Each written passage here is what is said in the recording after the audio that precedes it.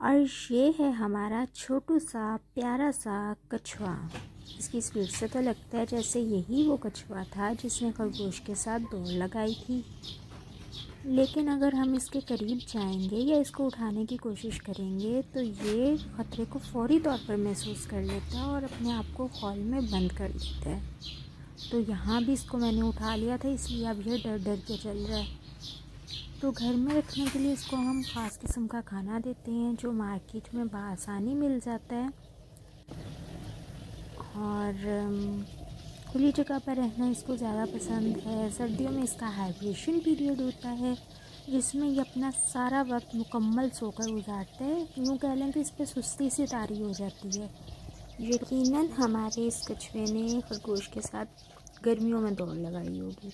सर्दियों में तो ये खाना खाने भी नहीं उठता, तो इसको दौड़ें लगाना ज़्यादा पसंद है। पानी में ये कम रहता है।